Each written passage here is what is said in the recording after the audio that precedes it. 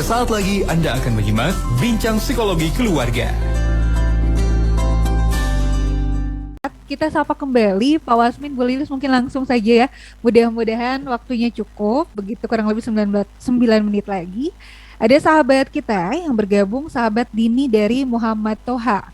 Bagaimana dengan ayah dan ibu yang bekerja? Kebetulan kerjanya tidak WFH karena bekerja di rumah sakit. Jadi sulit untuk mengontrolnya. Malam saat pulang dilihat tugas sekolah dan lain-lain selesai. Tapi memang rasanya cukup lama main gamesnya katanya. Biasanya sekolah selesai sampai jam 2. Habis itu jadinya main game. Sulit untuk mengontrol karena tidak nurut kalau sama ART. Kira-kira bagaimana caranya, Bu Lilis, Pak Wasmin? Ya, tadi kan sekolah sampai jam 2. Ini misalnya usianya usia SD, berarti bisa kita kasih untuk main 2 sampai 3 jam. Berarti jam 2, jam 3, jam 4, jam 5, jam 6. Sebenarnya aman malam berarti dia nggak dapat jatah. Ketika ibunya datang, udah handphonenya diambil. Itu bisa. Dan nanti emang kita tinggal konten apa saja yang ditelusuri oleh anak. Nanti kita cek. Cek aja di history gitu ya, atau ada parental control yang bisa untuk misalnya ada teknologi yang membuat Pak Wasmin yang barengan keluar family itu ya. Nah, itu bisa gitu. Jadi untuk malamnya dia nggak punya jatah lagi main gadget, baik secara main atau secara karya atau sekolah gitu. Jadi malam silahkan gunakan untuk quality time dengan orang tuanya, ngobrol atau apa, makan dan sebagainya. Ya. Jadi bukan lamanya tapi programnya. Jadi yang harus diperhatikan ketika orang tua di luar rumah, kan anak jadi bersama gadget. Nah, programnya apa? Itu yang penting tuh. Dibuat programnya, makanya perlunya manajemen itu. Jadi kita tidak hanya mengeluhkan tentang anak yang main gadget terus, tapi nggak ada programnya. Jadi contohnya tadi beliau sudah menyebutkan ada 3 ya, ada program untuk sekolah tadi sampai jam berapa tadi katanya? Jam 1 ya? Oh, jam 2. Oke, diasumsikan sampai jam 2 itu program sekolah. Nah, jam 2 sampai kita pulang, itu ada program apa saja. Gitu. Kalau diserahkan ke anak, pasti programnya hanya program hiburan kan. Yeah. Nah, kalau diserahkan pada anak, makanya diprogramkan. Makanya yang paling mudah adalah project talent disebutnya. Project talent atau pilot project. Jadi punya program apa? Misalnya bikin konten atau bikin apa, kemudian diunggah di sosial media atau di Instagram dia atau di media atau di YouTube-nya. Kalau nanti hari ini proyek kamu ini misalnya kamu nggak mengunggah, berarti besok kamu tidak dapat handphone, gitu, tidak dapat handphone. Tapi kan besok kita ke kantor ya, kalau besok misalnya habis kita bilang nggak, handphone belum dikumpulkan, di hari Minggu, Sabtu Minggu nggak dapet, pas kita kerja nggak dapet. Jadi Sabtu Minggu yang harusnya dia full bermain, jadi nggak bisa bermain karena nggak mengumpulkan proyeknya. Nah itu program-program itu yang harus dibuat, karena kalau nggak dibuat programnya, ya anak pasti yang fun-fun aja, yang asik-asik aja di handphone. Jadi buat programnya, karya-karyanya di-upload, di kantor nanti kita bisa SMS. Ini kok ayah belum dapat linknya, kamu udah upload belum karya hari ini? Yang di sekolah, tugas-tugas sekolah kan ada yang asinkronus tuh, tugasnya apa aja? Ini, kumpulkan, dan kalau sudah kumpulkan forward ke ayah, baru kamu boleh main. Itu dari kantor bisa. Tapi biasanya juga monitoring dari jauh gitu ya. Monitoring, jadi contoh misalnya ada 2 anak, saya nelfon anak yang satunya, video call, untuk ngeliatin ya kakaknya lagi ngapain, kan bisa kelihatan gitu. Telepon adiknya, kakaknya lagi ngapain gitu. Itu minimal kan ada pengawasan ya. Proyeknya kok belum dikumpul, gitu aja sambil kita di sela-sela istirahat kerja itu kumpulkan dong proyek hari ini, kan hari ini bikin ini, misalnya bikin lagu atau bikin puisi atau menggambar atau vlog atau apa gitu ya. Kumpulkan, kalau enggak nanti Sabtu Minggu nggak bisa gitu. Prinsipnya manajemen itu harus membuat justru lebih mudah ya. Dengan manajemen itu kita misalnya tadi gimana nih saya kerja dua-duanya, nah dengan manajemen malah kita justru lebih masih bisa check and recheck misalnya. Ya tadi aja penggunaan CCTV, kami benar-benar terbantu loh dengan CCTV ini yang udah sangat murah banget, Dulu kan CCTV itu harus satu paket gitu 9 juta gitu ya. Dan sekarang ada CCTV murah. Tadi awalnya kami nggak percaya loh bekerja gitu. Ternyata bekerja. CCTV harga 300.000, ditacepin micro SD yang harganya cuma 100.000, jadi ya 400 lah, 450 sama micro SD. Taruh di ruang tengah. Jadi dari mana-mana kita bisa melihat gitu. Jadi kita sambil misalnya kita keluar kota tuh ya, kan kerja juga pasti ada istirahatnya. Nah ketika istirahat kita ngecek di CCTV itu ada apa gitu. Iya. Nah anak nanti suruh main di depan CCTV itu. Pokoknya kalau kamu nanti pas cek kamu mainnya di kamar dan di CCTV ini, berarti kamu sedang melakukan perbuatan yang tidak mulia, gitu, yang buruk, karena kamu sembunyi, gitu. Termasuk juga ini bentuk kemarin kan ada orang tua yang, Bu, anak itu sholatnya kayaknya sih sholat, Bu, di kamar, Pak Wasmin di kamar, kok kayak aja sih? Ya gimana kan gitu, dia ngakunya udah sholat tapi di kamar. Orang tua dalam mendidik anak supaya tidak patuduh-tuduh, sholat anak itu dikasih tempatnya di sini, di ruang tengah, di mana kasih ada lokasi gitu saja. Jadi sholat nggak sholat kita tahu, jangan di kamar. Gitu. Sama juga dengan gadget, anak main gadget itu di sini gitu. Kayak anak kami yang bujang itu kemarin tuh habis sholat subuh, dia ke rumah yang sebelah yang satunya. Gitu. Kita kan nggak tahu di rumah sebelah tidur atau ngapain. Pokoknya setelah habis subuh kamu nggak boleh lagi ke rumah, ke kamar yang cukup jauh, kita ngawasin susah. Habis subuh di sini. Karena belum ada CCTV. Karena di yang rumah yang satunya belum ada CCTV kan gitu. Kalau kamu ke rumah yang satu kita anggap tidur dan dia tahu kalau konsentrasinya kalau habis subuh tidur maka gadget dikumpulin jam 6, nggak jam 9.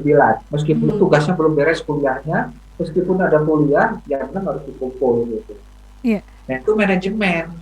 Awalnya emang menegakkannya susah. Makanya fungsi manajer itu adalah kemampuannya tegas menegakkan aturan. Karena di sana juga ada kepemimpinan ya. Kepemimpinan sebagai orang tua, gimana gitu. Kadang orang tua tuh marah aja, tapi tidak dilakukan kepemimpinan tadi misalnya untuk pengaturan gadget. Kamu mah dari pagi sampai malam main gadget aja, cuman gitu doang gitu.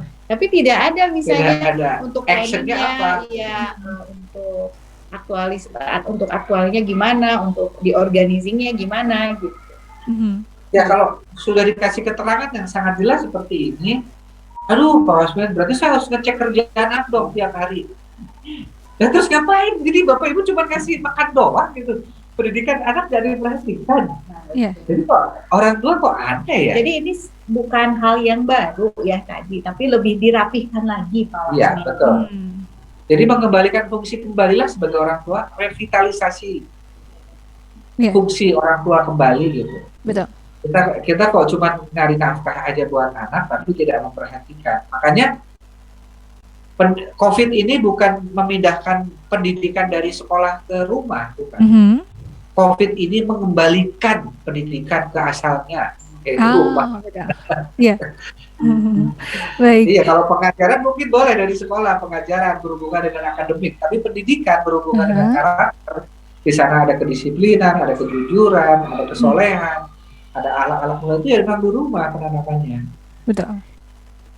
Baik, itu untuk sahabat kita yang sudah bergabung tadi, sahabat Dini di Muhammad Toha. Satu interaksi lagi boleh kita sapa ya? Silakan. Ada sahabat kita 08562408 sekian-sekian.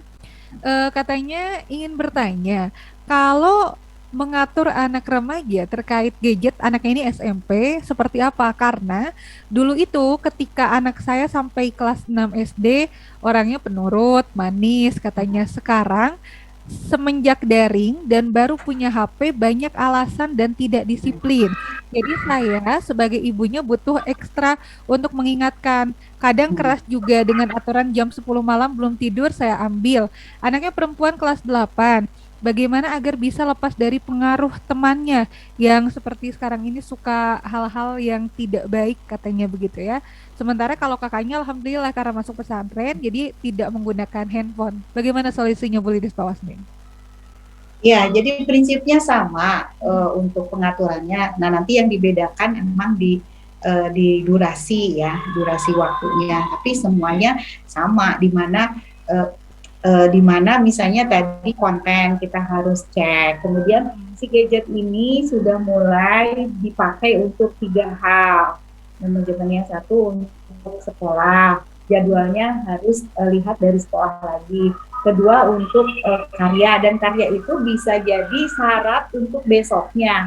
Jadi kalau misalnya dia hari ini tidak mengumpulkan karya, besoknya dia tidak dapat jatah untuk main, tapi hanya untuk sekolah saja. Kemudian yang ketiga adalah untuk main gitu ya. Nah ini yang tantangan anak SMP ini, emang dia sudah mulai jiwa pemberontaknya ada. Jiwa sudah mulai melawannya ada ya Pak Wasmina. Makanya di SMP ini gaya-gaya kita bukan gaya sebagai kalau di SD kan gaya kita manajer ya, gaya kita yang ini. Nah, kalau misalnya di SMP SMA sudah mulai ada teman. Biasanya juga suami saya kalau ke anak saya misalnya melanggar, biasanya sok kamu usulkan sanksinya. Apa sanksinya? Misalnya aku nggak setuju dengan sanksi ayah, oke, sekarang kamu usulkan sanksinya. Nanti kalau kamu misalnya mengusulkan sanksi, terus tidak ada efek jerak, berarti kan pakai sanksi ayah, fair kan gitu. Nah itu komunikasinya saja, cara untuk pendekatannya lebih berbeda seperti anak SD. Karena kalau kita seperti anak SD biasanya semakin kenapa sih gitu ya. Apalagi kalau tidak masuk logikanya gitu. Tapi kalau sudah masuk logika, anak-anak sekarang malah ya mati kutu ya ya. Jadi dia nggak bisa lagi berkata apa-apa gitu. Nah itu di komunikasi. Yang menarik tadi, kadang-kadang ada kalimat yang penanya barusan, ada kalimat kadang-kadang saya keras juga. Kalau jam 10 malam belum tidur, saya ambil paksa. Itu mah nggak keras Bu. Kalau di kami malah aturannya jam 9 handphone sudah dikumpul. Nggak diambil, dikumpul. Bukan diambil ya, mereka ngumpul. Kalau lewat jam 9, lewat 2 menit belum dikumpulkan, besok berkurang jatah mainnya. Jadi kenapa jam 9 sudah harus dikumpulkan gadget? Karena itu waktunya tidur. Karena kalau tidak tidur jam segitu, makanya besok akan berpengaruh pada sholat subuhnya. Apalagi kami ada jadwal sholat sebelum sholat subuh gitu kan. Nah sehingga itu harus dikumpul. Jadi udah bukan waktunya kerja tugas lagi, tugas harus dari siang. Kenapa kamu siang kali tidur? Tugas baru jam 9 dikerjakan. Ya udah, kamu wayahna IPK-nya jelek semester ini, silakan aja. Bapak Ibu kan nggak terlalu di akademik, di disiplin, saya bilang gitu. Jadi gitu, boleh diatur manajemennya di anak remaja ya. Dimulai jadi yang nanti yang dilawan sama dia bukan ibu, tapi aturan. Nah itu, jadi sama kitanya biasa. Karena aturannya sudah dibuat, aturannya ini konsekuensinya ini. Gitu. Kalau butuh ya tertulis saja ya. Mesti lupa, apalagi kalau saya kan anaknya banyak. Belum anak, keponakan, saudara ada di rumah kan banyak banget. Jadi kalau nggak ditulis bingung, makanya untuk mempermudah ada. Baik, nampaknya itu menjadi interaksi terakhir yang kita sapa. Masih ada interaksi lain, mudah-mudahan terwakili begitu ya, atau kita simpan lagi di pekan depan seperti apa baiknya. Di akhir mungkin Bu Lilis, Pak Wasmin, ada hal yang ingin disampaikan untuk sahabat MK di rumah, silakan. Ya, kalau secara POAC, secara manajemen tadi belum berjalan, makanya minggu depan kita akan bahas grow ya, grow. Apa penyebab nggak jalannya itu apa? Jadi pertama kan pengetahuan dulu tentang manajemen sudah jalan, terus kok nggak jalan.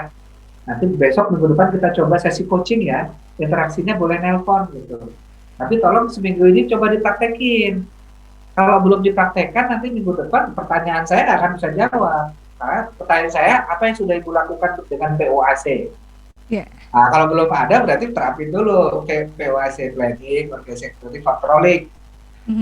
Lakukan minggu ini, kesulitannya apa, minggu depan nanti kita bahas. Kalau dengan versi grow ya, minggu depan bahas untuk yang sudah melaksanakan, sudah mencoba tapi ada kendala-kendala ya. Tapi kalaupun ada pertanyaan tentang manajemen gadget juga boleh kita bahas lagi minggu depan ya. Demikian Teh. Baik, alhamdulillah, terima kasih banyak Bu Lilis, Pak Wasmin. Insya Allah kita lanjutkan kembali di pekan depan. Sehat selalu, salam untuk keluarga. Iya, sekarang kita sudah mulai buka pendaftaran anak langit SD, anak langit. Aha, sudah mulai buka pendaftaran untuk tahun ajaran 2022 ya. baik. Jadi yang berdomisili di Bandung Timur, di daerah Cileunyi, Cibiru, Ranca Ekek, Jatinangor, Ya. dan sekitarnya, yang ingin mencari SD yang berkualitas, Hmm. silahkan daftar ke SD Anak Langit, alias Anak Langit Islamic Elementary School. Program unggulannya adalah hafalan Quran, bahasa Inggris, psikologi, dan sains. Iya. Jadi kita fokus guru-guru yang kita rekrut, guru-guru yang sudah terpilih, dan lingkungannya alhamdulillah di dalam kompleks sehingga lebih aman buat anak-anak Anda. Silahkan hubungi 0811225002, Mhm. 0811225002, termasuk prasekolahnya yang playgroup TK juga sudah buka pendaftaran. Baik. Dan bagi Anda yang mau ketemu darat, silahkan di Hipnoterapi Certification Workshop, hubungi juga 0811225002. Terima kasih, Teh Sarah. Baik, alhamdulillah. Terima kasih banyak. Insya Allah kita ketemu lagi di pekan depan. Wassalamualaikum warahmatullahi wabarakatuh. Salam warahmatullahi wabarakatuh.